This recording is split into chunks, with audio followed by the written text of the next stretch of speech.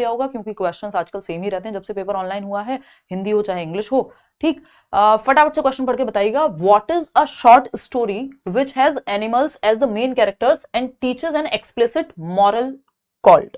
यानी एक ऐसी स्टोरी, एक शॉर्ट स्टोरी है, उसको क्या कहेंगे, है क्या उसमें has animals as the main characters.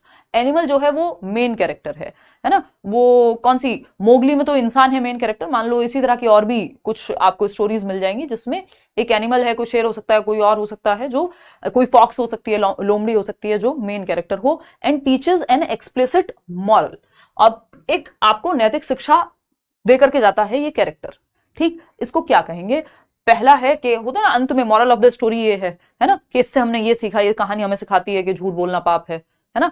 देखिए, तो फर्स्ट ऑप्शन क्या है, साइंस फिक्शन है ये। देखिए, साइंस फिक्शन में टेक्नोलॉजी की, इनोवेशन की कुछ ऐसी बात जरूर होगी, है ना। स्टोरी है, मूवीज में भी साइंस फिक्शन अपने आप में एक जॉनर है।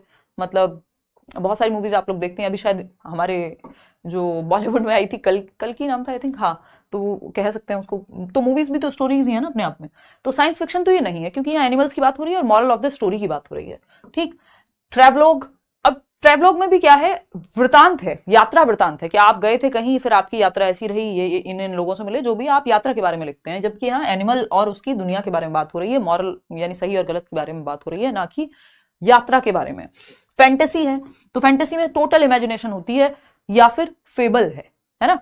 फैंटेसी में जरूरी नहीं है चीजें इसमें मॉरल की जरूरत हो, फैंटेसी तो कुछ भी हो सकता है कहीं से भी, है ना। वो कौन सा गाना है, आजकल बहुत बार मेरे दिमाग में फैंटेसी आता है, जब हम ईगो डिफेंस मैकेनिज्म पढ़ेंगे तो हम डिस्कस करेंगे, है ना, कि मैं आ कहूं तो आ जाए, मैं इश्क कहूं तुझे हो जाए, ये वो वो फैंटेसी का ही उदाहरण है ना। नैरो अप्रोच है, उसको फिलोसॉफिकली देखेंगे तो डिफरेंट हो जाएंगी चीजें, बट ये क्या फैंटेसी का ही उदाहरण है। जब आप ईगो डिफेंस मैकेनिज्म भी पढ़ेंगे तो फैंटेसी में ही आएगा। तो इमेजिनेशन में तो आप कुछ भी सोच सकते हो, है ना।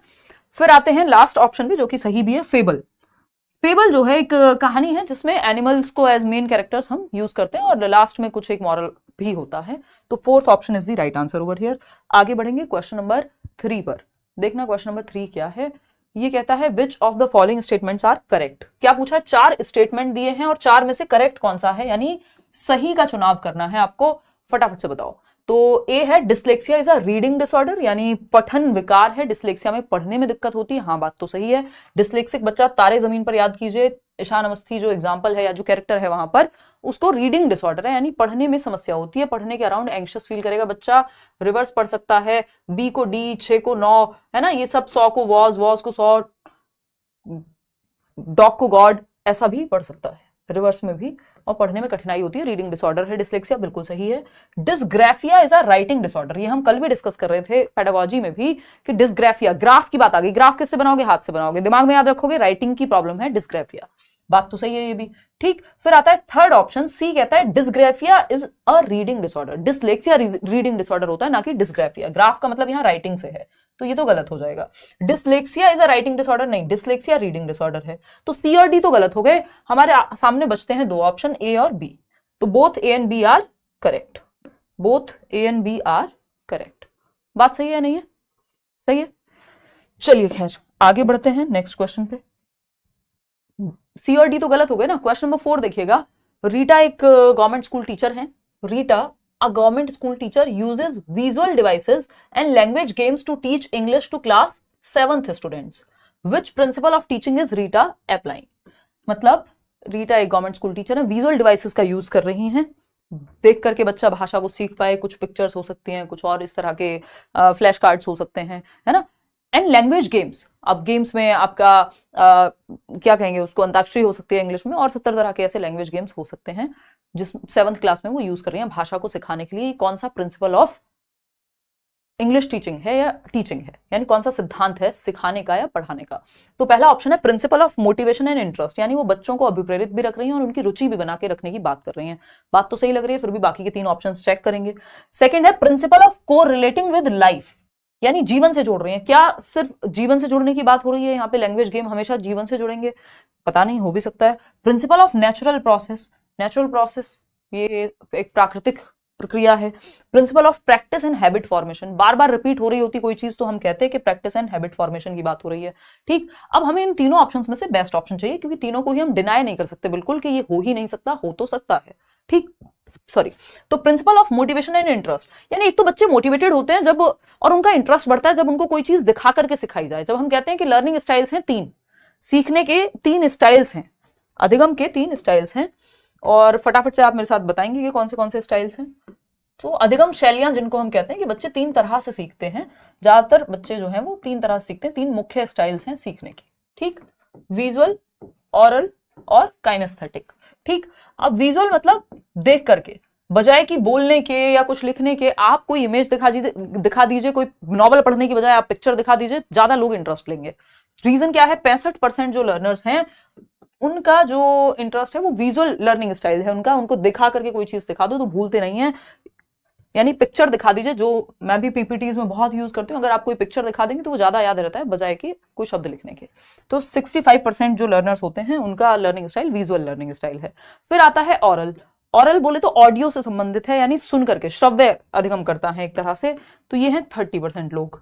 30% लोग सुन करके, कोई आप जैसे अपने दोस्त को कहते होंगे पेपर से पहले कि भाई तू सुन के बता दे, या तू बोल के बता दे, तू बोल दे एक बार डेफिनेशन, फिर याद हो जाएगी, तो ये ऑडिटरी लर्निंग हो गई, या रेडियो या पॉडकास्ट सुन रहे हैं आप। फिर आता है आपका काइनेस्थेटिक, यानी करके सीखने वाले लोग, जितने ज्यादा सेंसेस आपके इन्वॉल्व हो जाएंगे सीखने में उतना बेहतर है, सिंपल एज दैट, ठीक। तो 5% लोग हैं जिनको करके ही दिखाना पड़ेगा, ठीक।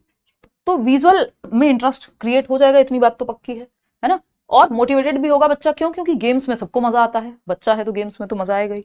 तो हमें पहला ऑप्शन ज्यादा बेहतर लग रहा है बाकी के 2 के, फिर भी बाकी के दोनों को देखते हैं एक बार। Principle of correlating with life, जीवन से जोड़ रहे हैं आप, तो जीवन से जोड़ रहे हैं तो मोटिवेशन और इंटरेस्ट तभी तो क्रिएट हो रहा है कि कुछ तो कनेक्ट हो ही रहा होगा, मीनिंगफुल होगी लर्निंग।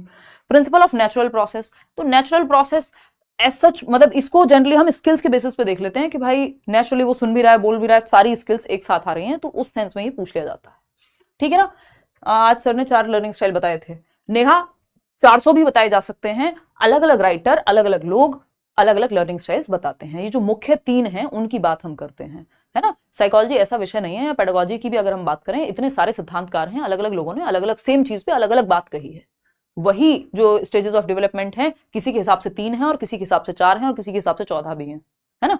पेडागोजी स्पेशल में जब आप होते हैं तो मैं बताती हूँ, तो बात को समझना है कि किस सेंस में कही जा रही है। तो principle of motivation and interest, यानी अभिप्रेरणा और रुचि का सिद्धांत, बच्चे का इंटरेस्ट भी आएगा और वो अभिप्रेरित भी होगा, तो बाकी तीनों ऑप्शंस अपने आप ही इंक्लूड हो जाएंगे यहाँ पे। क्वेश्चन नंबर 5 देखिएगा, क्वेश्चन नंबर 5 देखिएगा, what is not true about top down processing, यानी एक होती है बॉटम अप अप्रोच, दूसरी होती है टॉप डाउन अप्रोच। बात हो रही है टॉप डाउन अप्रोच के बारे में क्या सही नहीं है, बताइएगा।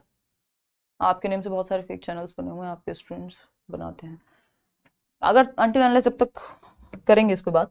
What is not true about, सिर्फ चैनल्स ही नहीं है, वेबसाइट से लेके पता नहीं क्या क्या अभी काम चल रहा है, हम लोग कर रहे हैं उस पे काम। What is not true about top down processing, top down processing के बारे में क्या सही नहीं है, टॉप डाउन प्रोसेसिंग के बारे में क्या सही नहीं है, फटाफट से बताइए। 4 ऑप्शन है आपके सामने। पहला है listeners make use of the knowledge of the world, बच्चे दुनिया का ज्ञान बनाने की कोशिश करते हैं इसके द्वारा। Listeners need to understand every word, यानी हर एक शब्द को समझने की जरूरत है लिसनर्स को। Listeners rely on their background knowledge, जो उनको पहले से पता है उस पर रिलाय करते हैं टॉप डाउन अप्रोच में। या फिर listeners make guesses about the intended meaning, मतलब जो सुनने वाले हैं, श्रोता हैं, वो अपने आप एक मीनिंग गेस करने की कोशिश करते हैं सुन करके, किसी कहानी को, कुछ पढ़ करके।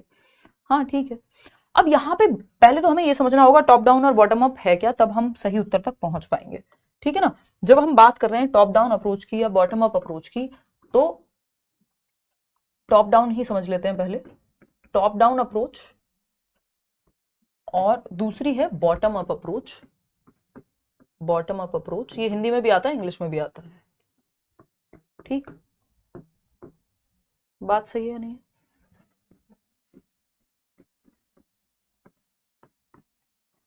ठीक, देखें अगर तो टॉप डाउन में आप एक स्टोरी सुनते हैं, पूरा जिस्ट सुन सकते हैं उस स्टोरी का, फिर उस स्टोरी को आप समझने की कोशिश करते हैं, फिर आप स्टोरी से आते हैं एक पैराग्राफ की तरफ कि अच्छा इस पर्टिकुलर पैराग्राफ में क्या कहा गया है, फिर उस पैराग्राफ से भी आप जाते हैं आपके कोई एक सेंटेंस की तरफ मान लेते हैं, और भी इसमें बीच में कई चीजें रहती हैं, सेंटेंस, फिर सेंटेंस को भी आप तोड़ के देखते हैं अच्छा इस वर्ड का क्या मतलब है, फिर उस वर्ड से भी आप अल्फाबेट पे चले जाएं अगर ABCD, है ना, तो ये आप टॉप से जो मेन मीनिंग था स्टोरी का उससे नीचे तोड़ करके आते जा रहे हैं। पैराग्राफ पे आए, पैराग्राफ से आप सेंटेंस पे आए, सेंटेंस से आप क्लॉज पे आ सकते, फ्रेज पे आ सकते हैं, फिर उससे आप वर्ड पे आ सकते हैं, फिर आप एक लेटर पे भी जा सकते हैं। तो ये है टॉप से डाउन, यानी मीनिंग से आप नीचे तोड़ते हुए स्ट्रक्चर को आगे। बॉटम अप क्या है? बॉटम अप है शुरुआत करते हैं आप किससे? बिल्कुल वर्ड मीनिंग से, एक अल्फाबेट से या लेटर से, ABCD सीखने से, फिर आप वर्ड सीखते हैं, वर्ड के बाद आप एक सेंटेंस स्ट्रक्चर सीखते हैं, तो आप सेंटेंस को समझते हैं, फिर आप उसके बाद एक पैराग्राफ पे जाते हैं, पैराग्राफ पे जाते हैं, फिर आप जाते हैं स्टोरी या एक कंप्लीट स्टोरी के मीनिंग पे। तो आप नीचे से ऊपर की ओर बढ़ रहे हैं, यानी बॉटम अप। ABCD से आप एक कंप्लीट स्टोरी की तरफ जा रहे हैं। तो अगर हम देखें यहाँ पे, तो टॉप डाउन अप्रोच में स्टोरी का जस्ट इंपॉर्टेंट है, यानी आपको सेंस समझ में आ जाना चाहिए। एक एक वर्ड जरूरी नहीं है कि आपको समझ में आया हो, वो तो आप बाद में तोड़ करके समझते हैं, ठीक। तो यहाँ पे अगर हम देखें तो listeners make use of the knowledge of the world, दुनिया की समझ का इस्तेमाल करते हैं। हाँ ठीक है, listeners need to understand every word, ये कहना गलत है, क्योंकि आपको जो दुनिया की समझ है वो आप कहानी को समझने में इस्तेमाल करते हैं। जरूरी नहीं आपको हर शब्द किसी मूवी में, किसी किताब में, किसी कहानी में समझ में आए, लेकिन आप सेंस बनाते हैं वो पढ़ करके कि अच्छा इसका मतलब इस कॉन्टेक्स्ट में, इस संदर्भ में ये हो सकता है, ठीक। किसी गाने में भी, इवन फॉर दैट मैटर, आप कोई पंजाबी गाना सुन रहे हैं, जरूरी नहीं आपको सारे शब्द समझ में आए, है ना, लेकिन आपको एक मोटा मोटा मीनिंग समझ में आ जाएगा, है ना। तो ये क्या है? Listeners need not to understand every word. जबकि वहीं आप उल्टा पंजाबी सीखना शुरू कर दें अगर बिल्कुल शब्द उससे, ABCD से, लेटर्स से, तो फिर क्या होगा? फिर बॉटम अप अप्रोच हो जाएगी, फिर वहां आपको एक एक मीनिंग वर्ड सब समझ में आना चाहिए। तो listeners rely on their background knowledge, हाँ, कि आपको जो पहले से पता होगा उसका आप यूज करके समझ बनाने की कोशिश करते हैं कि ये कहना चाहता है ना। Listeners make gases about the intended meaning, हाँ मीनिंग क्या हो सकता है उसको लेकर के आप गैस करते हैं, लेकिन ये बिल्कुल जरूरी नहीं है कि टॉप डाउन अप्रोच में आपको हर एक शब्द समझ में आएगा। चलिए आगे बढ़ते हैं, कहानी क्या है समझते हैं। क्वेश्चन नंबर देखिएगा 6। क्वेश्चन नंबर 6 कहता है which tool is not ideal for formative assessment, यानी एक होता है समेटिव असेसमेंट जिसमें मार्क्स वगैरह की बात की जाएगी, जजमेंट के लिए है एक तरह से, अगर देखा जाए कितने % नंबर आए, साल में 2 बार होगा या बिल्कुल एंड में होगा टर्म के। वहीं फॉर्मेटिव क्या है? ड्यूरिंग टीचिंग लर्निंग प्रोसेस चलता रहता है, FA जिसको कहते हैं हम, साल में 4 बार FA हो रहे हैं, FA1 FA2, अब तो टर्म वाला सिस्टम आ गया है। तो which tool is not ideal for formative assessment, यानी कौन सा टूल आइडियल नहीं है फॉर्मेटिव असेसमेंट के लिए, यानी जहां पे बच्चे को ड्यूरिंग टीचिंग लर्निंग प्रोसेस हम आकलन कर पाए पूरे साल भर में, एक्टिविटी बेस पे। जरूरी नहीं है वहां पे पेपर पेंसिल टेस्ट हो, और FA में पेपर पेंसिल टेस्ट नहीं होता है, SA में जनरली पेपर पेंसिल टेस्ट होता है। तो प्रोजेक्ट एक्टिविटी बेस्ड है तो FA का उदाहरण है, क्लास प्रेजेंटेशन ये भी एक्टिविटी बेस्ड ही है, असाइनमेंट एक्टिविटी बेस्ड ही है, लेकिन पेपर पेंसिल टेस्ट ये SA में चला जाता है। तो यही सही है, क्योंकि पेपर पेंसिल टेस्ट ही गलत था, और जो गलत है वही सही है क्योंकि पूछा ही गलत था, नॉट लिखा हुआ था क्वेश्चन में। क्वेश्चन नंबर 7 देखिएगा, ये क्या कहता है भाई? क्वेश्चन नंबर 7, क्वेश्चन नंबर 7 कहता है assessment done throughout the teaching learning process to clarify student learning and understanding is called dash. मतलब वो आकलन जो throughout the teaching learning process चल रहा हो to clarify students learning and understanding, बच्चों की समझ को बेहतर करने के लिए, थ्रू आउट यानी during teaching learning process, teaching learning की प्रक्रिया चल रही है, बीच में जहां बच्चों को दिक्कत आ रही है वो भी समझा जा रहा है, जहां वो बेहतर कर सकता है उसको भी समझा जा रहा है, ठीक। तो थ्रू आउट चल रही हैं चीजें।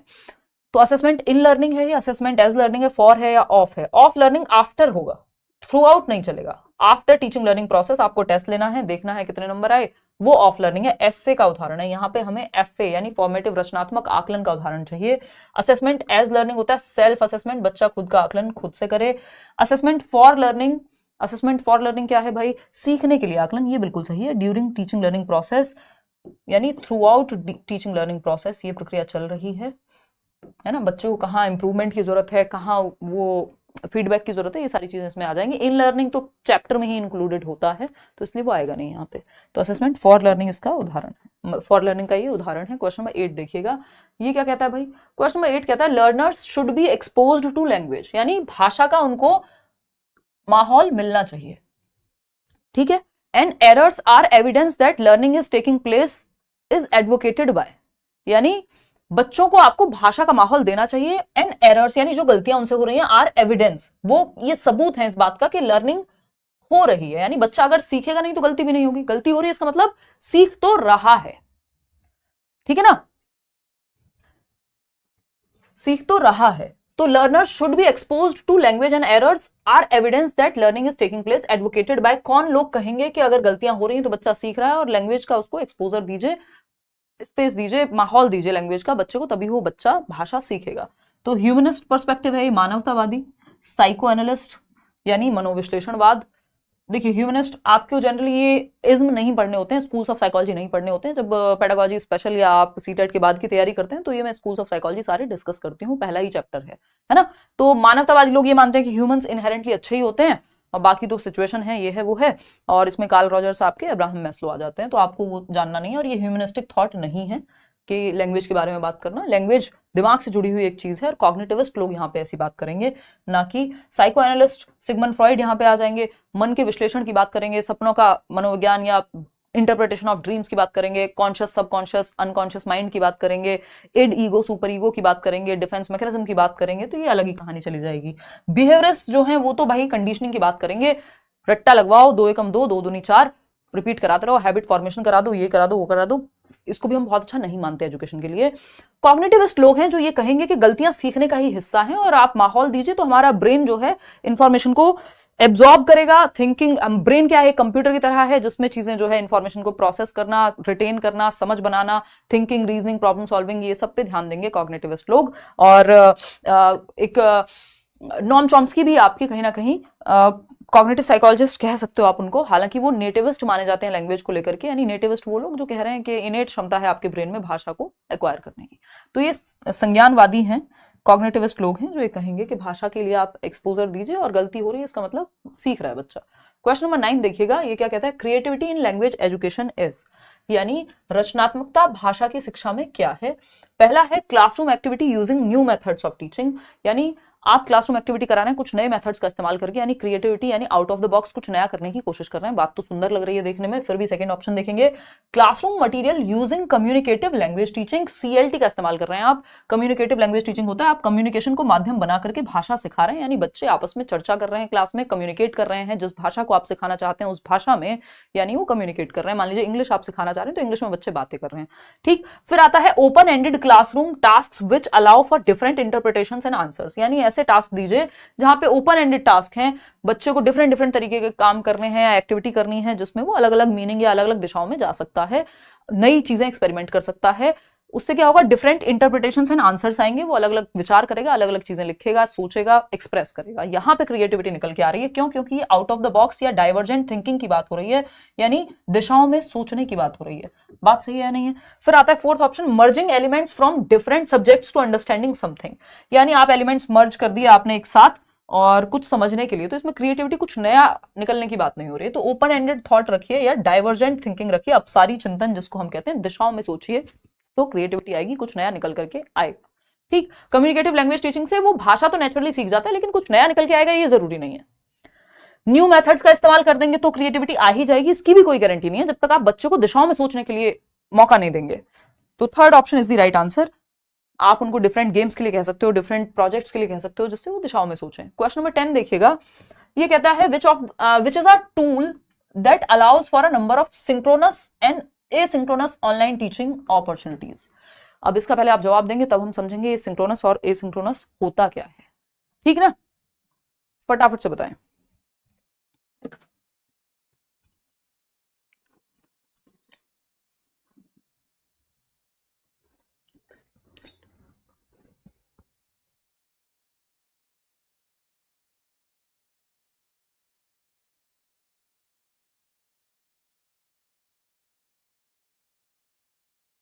देखिएगा एक बार, which is a tool that allows for a number of synchronous and asynchronous online teaching opportunities. देखिए सिंक्रोनस हैं जो रियल टाइम में आपको इंटरेक्ट करने की बात करें, जैसे मैं यहाँ पे डिस्कस कर रही हूँ और आप उधर से कमेंट कर सकते हैं तुरंत के तुरंत, रियल टाइम में बात चल रही है, लाइव स्ट्रीमिंग हो गई जैसे, है ना। 9 बज के जितने भी मिनट हुए, ये तो 6 बजा रही है, ये चाबी भरने वाली घड़ी हमने ले ली है और तब से हम चाबी ही नहीं भर पाते हैं। 9:36 हो रहे हैं और एग्जैक्ट सेम टाइम पे आप भी उधर देख पा रहे हैं, ठीक। तो ये क्या है, सिंक्रोनस है, ठीक। आप वीडियो कॉल पे बात कर रहे हैं, सिंक्रोनस है। एसिंक्रोनस हो जाएगा, आपने किसी को मैसेज कर दिया, ईमेल कर दिया, वो उसकी मर्जी है कब रिप्लाई करे, तो वो रियल टाइम में ना होकर के बाद में भी आप उसमें इनपुट दे सकते हैं या रिप्लाई कर सकते हैं। जब ऑनलाइन टीचिंग अपॉर्चुनिटीज की बात हो रही है तो कौन सा एक उदाहरण है कौन सा ऐसा टूल है जो सिंक्रोनस, यानी ऐसी चीजें जो रियल टाइम में चल रही है, लाइव स्ट्रीमिंग वगैरह भी हो जाएगी, और एसिंक्रोनस चीजें भी हैं, यानी जहां पे बाद में भी रिस्पॉन्ड करने का ऑप्शन है या चीजें पहले से फीडेड भी हैं। तो ये टेलीविजन होगा। टेलीविजन तो एसिंक्रोनस ही है, वहां पे तो आप टेलीविजन पे थोड़ी ना आप किसी से डायरेक्ट चैट थोड़ी करते हो, आप वहां कमेंट थोड़ी करते हो टेलीविजन देखते समय, है ना।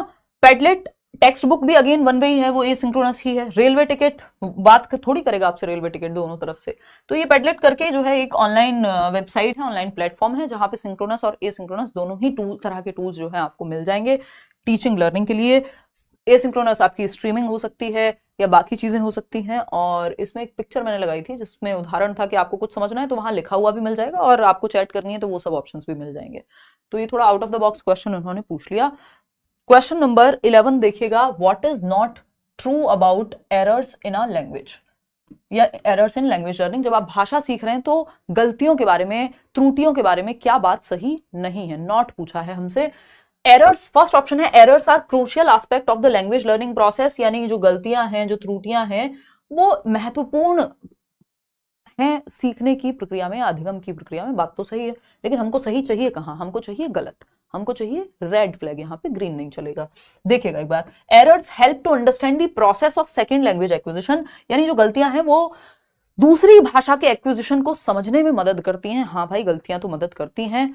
फिर आगे बढ़ते हैं, रागिनी बहुत बढ़िया। थर्ड ऑप्शन देखिए, errors hinder the language learning process, भाषा सीखने की प्रक्रिया में त्रुटियां या गलतियां जो हैं वो समस्या या बाधा का काम करती हैं, जो कि गलत है, क्योंकि लर्निंग का पार्ट है एरर्स, है ना। Errors are not always bad and help in learning, बिल्कुल सही बात है कि जो एरर्स हैं वो हमेशा गलत ही नहीं होती, सीखने में मदद करते हैं। तो ये तीनों तो सही है, बट हमको तो सही नहीं चाहिए ग्रीन, नहीं, हमको चाहिए रेड फ्लैग, यानी जो गलत है वही सही है, क्योंकि पूछा ही गलत है। तो थर्ड ऑप्शन सही है कि errors hinder the language learning process, यानी गलतियां जो हैं वो बाधा बनती हैं सीखने में, ये मूर्खतापूर्ण बात है। गलतियां सीखने का हिस्सा हैं। ऐसा व्यक्ति आपको नहीं मिल सकता जो सीखता हो और कभी गलती ना की हो। गलती करना सीखने का हिस्सा है, ये हम पूरी पेडागोजी में मान करके चलते हैं। तो ये हुई एक बात, एरर्स को हिंड्रेंस या बैरियर की तरह नहीं, एक अपॉर्चुनिटी की तरह देखना है, अवसर की तरह देखना है। क्वेश्चन नंबर 12 देखिएगा, ये क्या कहता है भाई, in a second language class a teacher played audio on health is wealth. एक दूसरी भाषा की कक्षा है। दूसरी भाषा का मतलब क्या है, पहली भाषा जो मदर टंग है बच्चे की, चाहे वो आपके लिए हिंदी हो, पंजाबी हो, जो भी आपके घर पे बोली जाती है, जो आपने एक्वायर कर लिया। सेकंड लैंग्वेज है जो भी दूसरी भाषा आप स्कूल में सीख रहे हैं या जो आपकी मातृभाषा नहीं है, तो वो सेकंड लैंग्वेज बन जाएगी यहाँ पे। ठीक, तो मान सकते हैं कि इंग्लिश हमारे लिए सेकंड लैंग्वेज है, अज्यूम कर लेते हैं, एग्जाम्पल ले लेते हैं। फॉर एग्जाम्पल, इंग्लिश आपकी सेकंड लैंग्वेज है, जो कि ज्यादातर लोगों की होगी भी। तो सेकंड लैंग्वेज सिखाते समय टीचर ने क्या किया, एक ऑडियो, एक कुछ ऑडियो प्ले की, किस चीज की, कोई एक किसी भी फॉर्मेट में हो सकती है ऑडियो, कि हेल्थ इज वेल्थ, यानी स्वास्थ्य ही क्या है, धन है। तो ही देन डिस्ट्रीब्यूटेड हैंडआउट्स, अब हैंडआउट्स दिए, कुछ शीट्स दी टीचर ने, and asked the students to tick the correct answer from the given option. अब कुछ ऑप्शंस दिए हुए हैं, उसमें से सही आंसर को टिक करना है, उस बेसिस पे जो ऑडियो सुनाई गई थी आपको कि हेल्थ इज वेल्थ, अब आपको सही आंसर टिक करने हैं सुन करके, समझ करके। तो क्वेश्चन क्या है यहाँ पे, the objective of the lesson was to enable the learner, यानी उद्देश्य क्या है इस लेसन का, बच्चों को क्या सिखाना, बताओ एक बार। हाँ बिल्कुल, एस्टेट के लिए हेल्पफुल है, आपको डायरेक्ट क्वेश्चंस ऐसे मिल जाएंगे एस्टेट में भी, आप चेक कर लीजिएगा, बिल्कुल मिल जाएंगे। ये जहां भी इंग्लिश पेडागोजी पूछी जाती है वहां हेल्प करेगा ही आपको, ठीक है ना। The objective of the lesson was to enable the learner, क्या उद्देश्य था इस पूरे जो भी लेसन का या ये एक्टिविटी कराने का, कि बच्चा किस में बेहतर हो जाए। To listen to analyse the ideas, यानी आइडियाज को सुन के एनालाइज कर पाए, यानी विश्लेषण कर पाए उनका कि क्या कहा जा रहा है।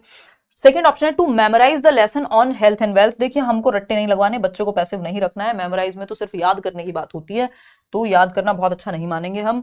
To hear the lesson on health, यानी जस्ट सुन ले बच्चा तो फिर टिक लगवाने की तो जरूरत ही नहीं थी, सुन के खत्म हो जाता।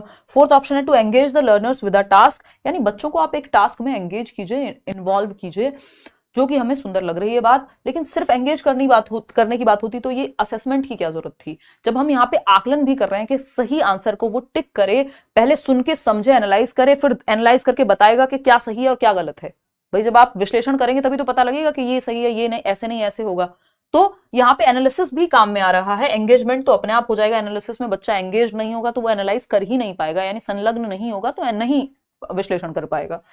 तो to engage the learners with a task, नहीं, एंगेजमेंट यहीं आ गया already. To listen to analyse the idea, कि वो प्रॉपर विश्लेषण कर पाए, क्या सही क्या गलत, क्या कहा गया था क्या नहीं कहा गया था, इस चीज का विश्लेषण कर पाएगा बच्चा। क्वेश्चन नंबर 13 देखिएगा, ये क्या कहता है, फटाफट से बताइएगा और समझते हैं। क्वेश्चन नंबर 13 कहता है when is international mother language day celebrated. ये ईयर 2000 से शुरू हो गया था कि एक इंटरनेशनल मदर लैंग्वेज डे बनाएंगे और सेलिब्रेट करेंगे सब दुनिया भर में। तो ये कौन सा, और यूनेस्को के द्वारा ये कदम उठाया गया था, जिनका जो हेडक्वार्टर है वो पेरिस में है, ठीक है। यूनेस्को ने डिक्लेयर किया इसको ईयर 2000 में, सन 2000 में, कि कौन सा, बताओ आप डेट, तो आप ही बताओगे, नहीं तो फिर जवाब मिल जाएगा आपको, चीटिंग हो जाएगी।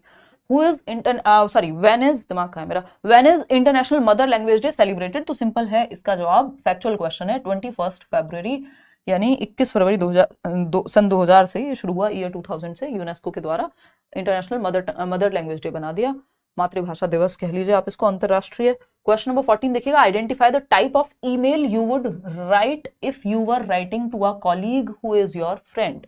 यानी कि आप किस तरह का ईमेल लिखते यदि आप एक ईमेल लिख रहे हैं अपने उस कॉलीग को, कॉलीग मतलब जो आपके साथ काम कर रहा है, आपके साथ का कोई टीचर हो सकता है, जो आपका दोस्त भी है, जैसे उदय सर हो सकते हैं हमारे लिए, ठीक। तो किस भाषा में आप लेटर लिखेंगे, बिजनेस लैंग्वेज में, कॉरेस्पॉन्डेंस में, इनफॉर्मल या फॉर्मल।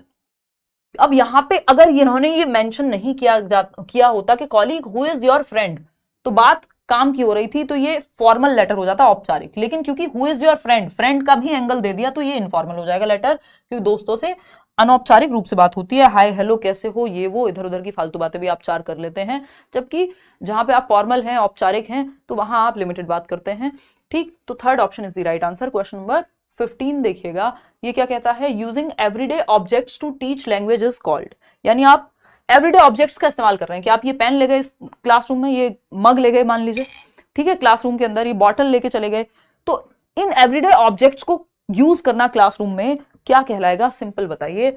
यूजिंग, ये क्वेश्चन बहुत बार आ चुका है, बट इस बार इन्होंने इसके आंसर में कर दी गड़बड़, ठीक। तो using everyday object to teach language, भाषा सिखाने के लिए आप न्यूज़पेपर का कोई आर्टिकल कटिंग ले गए साथ में, तो ये क्या कहलाएगा। कोई फ्रूट ले गए, क्योंकि ए फॉर एप्पल होता है, तो एप्पल दिखाने का मन किया आपका। इनको एक्चुअल में रियलिया कहते हैं, लेकिन इस बार इन्होंने जो आंसर की दी उसमें इन्होंने इसको टीचिंग एड ही कंसिडर किया, है ना, जो कि किया जा सकता है, हम गलत नहीं कह सकते, दोनों ही ऑप्शन सही है, रियलिया भी गलत नहीं है और टीचिंग एड भी गलत नहीं है, क्योंकि रियलिया भी क्या है, एक टीचिंग एड ही तो है। टीचिंग एड क्या है, टीचिंग लर्निंग मटेरियल कहते हैं हम इसको, शिक्षण सहायक सामग्री है, शिक्षण को सहायता देने के लिए जो सामग्रियों का प्रयोग किया जाता है उनको टीचिंग लर्निंग मटेरियल कहते हैं या टीचिंग एड्स कहते हैं, कि टीचिंग को एड कर रही हैं ये चीजें, ठीक है ना। जैसे ये बोर्ड पे भी अगर कोई पिक्चर आपको दिखाई जा रही है तो वो टीचिंग एड का ही काम कर रही है, कोई चार्ट ले जा रहे हैं आप, कोई 3D मॉडल ले जा रहे हैं, कोई भी एलिमेंट अगर लेकर के जा रहे हैं, वो रियल लाइफ ऑब्जेक्ट है तो उसको एग्जैक्ट शब्दों में रियलिया कह देंगे बाय डेफिनेशन, बट ये रियलिया भी तो टीचिंग एड के ही अंदर आएगा। तो ये ऐसे कुछ क्वेश्चन पेडागोजी में हो जाते हैं जहां पे दोनों जवाब सही होते हैं, तो इस बार इन्होंने रियलिया ना मान करके टीचिंग एड मान लिया इसको, तो हम टीचिंग एड ही इसका सही जवाब देंगे। अगर टीचिंग एड ऑप्शन में ही नहीं होता तो फिर तो रियलिया ही ऑप्शन में था। लैंग्वेज गेम्स तो अपने आप में प्रोसेस है, कोई ऑब्जेक्ट थोड़ी है, टेक्स्ट तो अपने आप में फिर लिखी हुई चीज है, तो रियलिया हो जाता अगर टीचिंग एड नहीं होता तो, ठीक। आगे बढ़ेंगे, और मर्जी है इनकी, चाहते तो ये रियलिया भी मान लेते टीचिंग एड के होते हुए भी। तो ये वही वाला जो फंडा मैं कहती हूँ कि वो ऑप्शन बेहतर है, या तो वो अपने अंदर बाकी के ऑप्शन को समाहित कर ले या बाकियों से बेहतर ऑप्शन हो, ठीक। तो यहाँ पे रियलिया समाहित हो गया टीचिंग एड में। क्वेश्चन नंबर 16 देखिएगा आप, एट प्राइमरी लेवल यानी कक्षा 1 से 5 के स्तर पे, जहां पे जो बच्चा है आपका वो 6 से 11 वर्ष की उम्र का है, यानी between the age of 6 to 11 years, 6 and 11 years. At primary level, a teacher generally motivates learners for coloring and drawing as it helps him. यानी प्राइमरी लेवल पे जो बच्चे हैं वो मोटिवेट कर रहे हैं, एक टीचर है जो जनरली मोटिवेट कर रहे हैं लर्नर को कलरिंग के लिए और ड्राइंग के लिए, as it helps in what. Colour कर रहे हैं बच्चों को, आपने कोई शीट दे दी उसमें रंग भरना है, कुछ ड्रॉ करना है ना, ये सब आपका टास्क दिया है टीचर ने। ये किस चीज में हेल्प करेगा, पहला ऑप्शन है relaxing the teacher from teaching, teacher को आराम मिल जाए। टीचर को आराम देना किसी भी पेडागोजिकल टास्क का उद्देश्य नहीं होता। सेकंड है engaging learners to maintain silence in the class, यानी बच्चे शांत रहें। देखो शांत रहना, शांति बनाना क्लास में, टीचर को आराम देना, ये फालतू बातें हैं एकदम। आपको सीखने पे फोकस करना है, बच्चे को सेंटर में रख करके। Developing fine motor skills, GF यानी गर्लफ्रेंड नहीं है, gross to fine motor skills आपका विकास जो है होता है। और कल हम लास्ट में एक क्वेश्चन कर भी रहे थे और कई लोगों ने उसका गलत जवाब दिया था, प्रॉक्सिमोडिस्टल वहां पे जवाब होता, आप लोगों ने सेफेलोकॉर्डल भी दे दिया है। इस पे चर्चा हम जब नेक्स्ट सेशन करेंगे उसका CDP वाला क्वेश्चंस का, जो कि शायद हम परसों करें, शायद कल करें, कल हो सकता है 1% आपकी छुट्टी हो, है ना। अगर आपका इवेंट ना लगा हुआ हो तो समझ जाइएगा, है ना। मैं थोड़ा सा इस हफ्ते 1-2 दिन बिजी हूँ, अदरवाइज तो कोई दिक्कत नहीं, परसों तो मिलेंगे ही। तो डेवलपिंग फाइन मोटर स्किल्स यानी बच्चे के सूक्ष्म गतिक कौशल, यानी उसकी हाथों की और आंखों की मसल्स का कोऑर्डिनेशन, समन्वयन लग रहा है, बैलेंस लग रहा है।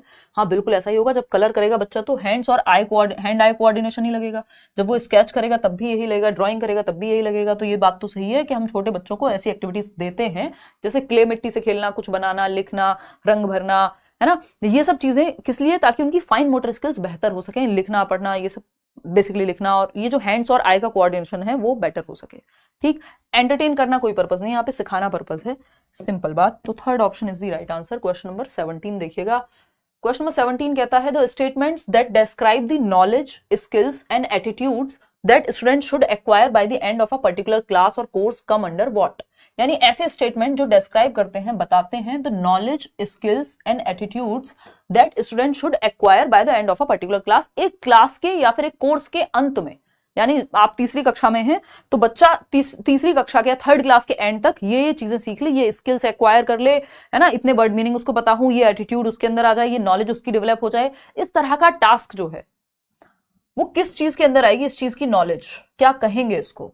तो एक तरह से आप ऑब्जेक्टिव सेट कर रहे हैं, ये उद्देश्य है कि इस क्लास के जो आप लेसन प्लानिंग अगर आपने की होगी एक्चुअल में, है ना, लेसन प्लानिंग होती है, लेसन प्लान्स बनाए जाते हैं आपके BEd, DLEd, BTC इन सब में, अगर आपने रेगुलर किया है तो, है ना। हवा में चीजें हुई तो बात अलग है। तो लेसन प्लान की अगर आप बात करें तो पाठ योजना बनाई जाती है, उसमें ऑब्जेक्टिव्स होते हैं, कुछ जनरल ऑब्जेक्टिव्स होते हैं, सामान्य उद्देश्य, कुछ होते हैं स्पेसिफिक ऑब्जेक्टिव्स यानी विशिष्ट उद्देश्य। तो उसके अंदर सामान्य उद्देश्य क्या हो सकते हैं भाई, अंग्रेजी में आप ये सीखोगे, ये होगा, वो होगा, स्पेसिफिक उस चैप्टर से रिलेटेड हो सकते हैं। तो ऑब्जेक्टिव्स यानी उद्देश्य आप निर्धारित कर रहे हैं। एक बात तो ये हो गई। फाउंडेशनल लिटरेसी आउटकम्स, इसको फाउंडेशनल लिटरेसी कहेंगे कि basic foundational literacy, reading writing पढ़ना सीख जाए, उसकी तो बात ही नहीं हो रही है। टीचिंग आउटकम कहेंगे, न्यूमरेसी आउटकम कहेंगे, नंबर में ये सीख जाएगा, या टीचिंग का ये आउटकम आ जाएगा, नहीं, लर्निंग आउटकम कहेंगे कि ये स्किल पर्टिकुलरली बच्चे में डेवलप हो जाए, ये ऑब्जेक्टिव्स आपने जो सेट किए थे वो अचीव हुए कि नहीं हुए, तो ये लर्निंग आउटकम के अंदर आएगा कि जो एटीट्यूड आपने चाहा वो डेवलप हुआ कि नहीं हुआ, नॉलेज, स्किल, ये सब सीखा कि नहीं सीखा, क्या एक्वायर किया, अंत में